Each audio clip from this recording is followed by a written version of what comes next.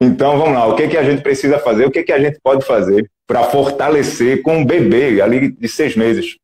Eu não sei exatamente quando que começa a haver uma interação por parte da criança com os pais, né? Tem estudo que mostra que é ainda na barriga, tem estudo que diz que é ali por volta dos 3 meses. Eu, pessoalmente, nunca vi um estudo definitivo, taxativo. Mas vai dizer, a minha irmã, que é a mãe do Matheus, teve o Matheus recentemente, vai dizer para ela que ela não interagia com o Matheus e que o Matheus não respondia às interações dela quando ela estava na barriga. Então ela fazia carinho de um lado da barriga, o Matheus ia todo para lá e para o outro. Então, sim, eu acredito que já na barriga existe essa interação muito forte por parte da criança com os pais. Não existe um estudo definitivo, eu pelo menos nunca vi, mas eu imagino que sim. E nós somos seres de comunidade. Só que nós vivemos em comunidade meio que em tribos, né? Você já percebeu que surfista anda com surfista, Mauricinho com Mauricinho, playboy com playboy, e a gente tende a rejeitar quem não é da nossa tribo. Então, sim, nós somos seres de comunidade, mas nós gostamos de pessoas que são parecidas conosco. Nós gostamos de pessoas que mais ou menos se parecem ou que pensam semelhante, que tenham pontos semelhantes conosco. Então, eu não sei se você já assistindo um filme, apareceu alguma coisa na história do filme que parecia com a sua história e, nossa, como esse filme é bom, como esse filme é legal. Na verdade, esse filme se parecia com você. Ou então, quando você conheceu alguém que você, poxa, ele é gente da gente, ela é gente da gente, e instantaneamente tem ali uma simpatia e você gosta da outra pessoa, mesmo mal conhecendo. É porque nós somos seres que gostamos de pessoas parecidas conosco. E por que eu estou dizendo isso aqui? Você tem 30, 32, 34 anos de idade. O seu filho tem 1 mês, 2, 3 meses. Vocês não têm muita coisa em comum. Vocês não têm muita coisa semelhante. Então, o que você pode fazer para você se parecer com seu filho, para fortalecer o seu vínculo com ele? Porque você não vai esperar que ele tome essa iniciativa, né? Então, cabe a você fazer esse vínculo. E aí tem algumas coisas que você pode fazer que te ajudam. Uma delas, que é rejeitado por muita gente, e eu não vejo sentido em rejeitar, é você utilizar a linguagem da criança. Sabe quando você vai falar com uma criança, um bebezinho, que você fala, que você fala desse jeito, nessa linguagem bem infantil? Tem as pessoas que dizem, André, mas você vai infantilizar a criança. É sério mesmo que você acha que você vai infantilizar uma criança de 3 meses, de 6 meses? Ele já é um ser infantil, né?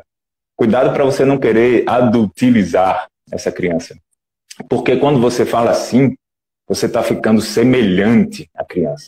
Você está ficando mais parecido, você está interagindo na linguagem dela. E tem estudos que mostram que crianças que têm pais que buscam essa semelhança, elas desenvolvem mais rápido o sistema nervoso dela, elas se comunicam mais com os pais.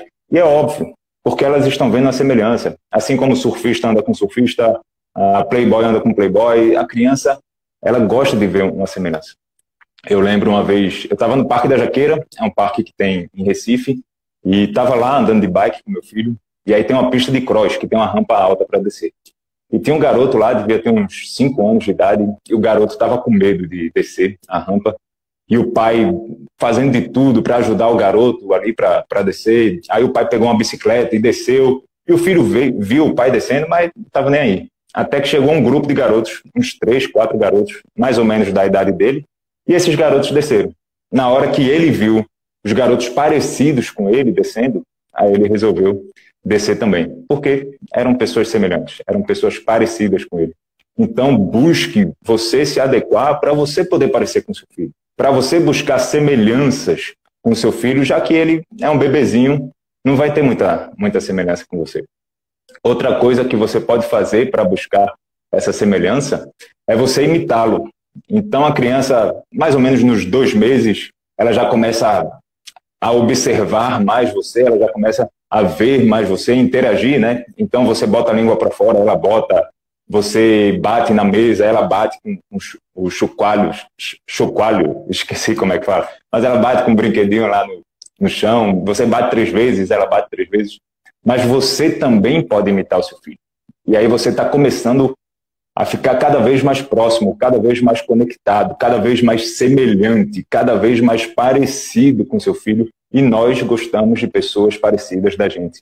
E assim você já começa a criar um vínculo forte com seu filho desde bebezinho. Desde 1, 2 meses de idade, você já pode ir fortalecendo. Porque no futuro você precisa ser a referência do seu filho, né? Então você já começa a trabalhar desde já. Então se o seu filho coloca a língua para fora, imita ele, coloca para fora também. Se ele faz careta, você faz careta também. E as crianças buscam essa interação. Teve um estudo que foi feito, não lembro agora qual foi a fonte do estudo, mas eu pesquiso e coloco lá na publicação. Que era o jogo da cara parada, que chamava. Que deixava as mães paradas na frente da criança, sem expressão nenhuma, e as crianças buscavam, em média, 4 vezes tentar interagir com a mãe, com gritos, com choro não, com risada, com grito, com bater o brinquedo, e depois 4 vezes que a mãe estava aqui, parada, aí ela deixava para lá. Mas isso mostra que a criança busca uma interação com os pais, o bebezinho, né? Então, sim, use e abuse daquela linguagem que eu falei para você, fale na língua dele, não tenha medo de infantilizar seu filho, não tenha medo de parecer bobo, não. Eu falei aqui no Instagram para vocês, mas isso vai ser bom, vai fortalecer o vínculo entre vocês. Uma coisa muito, muito importante que você pode fazer nessa fase é entender que o seu filho precisa de momentos para se acalmar. E esse talvez seja o maior erro que eu percebo os pais cometendo, que eu cometi porque eu não tinha informação quando o meu filho estava nessa fase. O seu filho precisa de momentos para ele restabelecer a calma. Então, às vezes, a gente está brincando com a criança, sabe quando a criança está interagindo, você faz careta, ela faz careta, aí de repente ela vira, ela para de olhar para você, e aí você fica querendo interagir mais, você fica querendo brincar mais, e aí você pega a criança, joga para cima, não tem jeito e ela não está nem aí para você. É porque ela chegou num pico emocional que ela precisa se acalmar. Tem alguns estudos que mostram que tem crianças que elas, quando ficam muito excitadas, elas têm até taquicardia.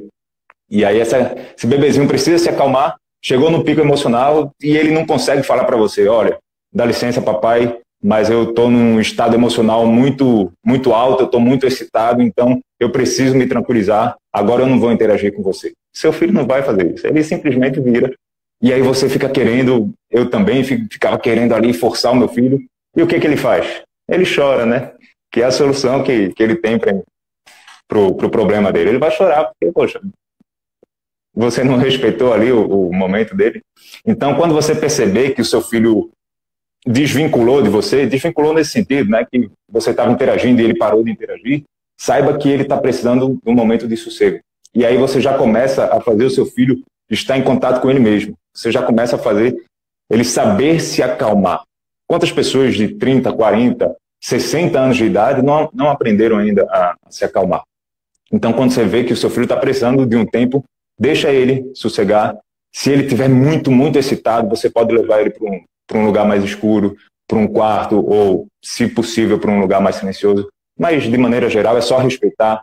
Ele parou de interagir com você, tá beleza, tá na hora dele se acalmar. E quando ele precisar, ele vai buscar você de novo para interagir. Mas fique em paz com relação a isso.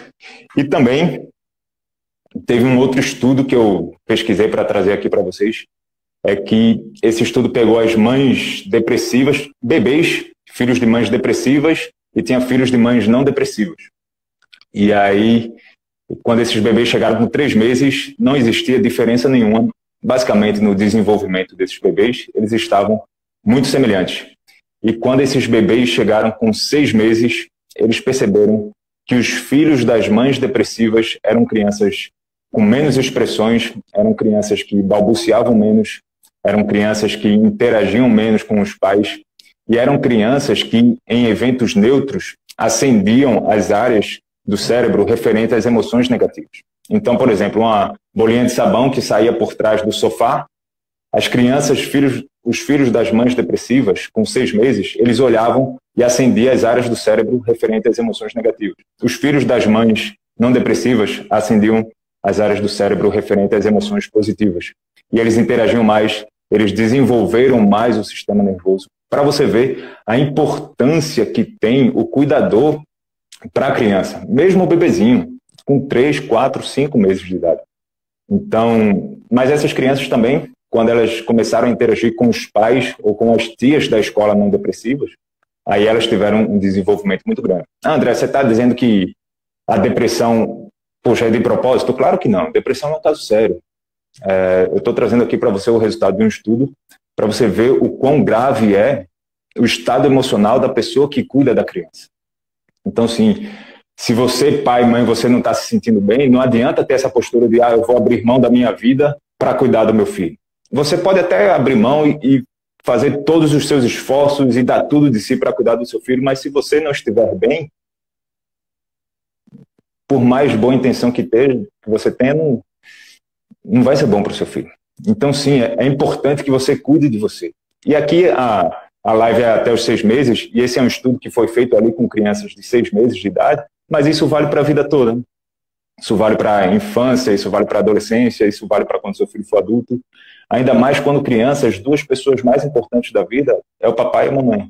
Então, meio que essa postura de mártir, de abrir mão de si, para só prestar atenção no seu filho, por mais boa intenção que seja, não é positivo para ele. Você precisa, dentro do possível, na medida do possível, cuidar também de você, fazer bem a você, porque de bônus você está ajudando seu filho. Prova o estudo que eu acabei de citar das crianças que eram filhos das mães depressivas versus as crianças que eram filhos das mães não depressivas. Então, de maneira geral, o que eu tinha para trazer para vocês era isso. Ponto 1, comunique-se na linguagem do seu filho. Fale o máximo que você puder na linguagem dele. Lembra que, poxa, cachorro anda com cachorro, a surfista anda com surfista, boi preto anda com boi preto. Então você precisa se comunicar com seu filho. Tem um trechinho, eu não vou lembrar o capítulo, mas que Paulo que escreveu vários livros da Bíblia, ele fala assim: eu me fiz de judeu para ganhar os judeus, me fiz de fraco para ganhar os fracos, me fiz de gentil para ganhar os gentios, me fiz de tudo para todos a fim de ganhar alguns. Não é que ele abriu mão dos princípios dele. Ele só sabia, sem precisar de estudo científico nenhum na época, que quanto mais parecido ele era com as pessoas, mais chance ele tinha de interagir com essas pessoas e de ganhá-las, no caso dele, de ganhá-las para Cristo. Então, se parece com o seu filho, dê momentos de sossego, respeite. Talvez o seu filho precise ter o tempinho dele ali. Se você está brincando com ele e ele parou de brincar, deixa ele parar de brincar. Invista em você, cuide de você, cuide da sua saúde, cuide do seu bem-estar, porque sim, isso interfere muito no seu filho. Abrir mão da sua vida em prol do seu filho, você está fazendo mal para o seu filho.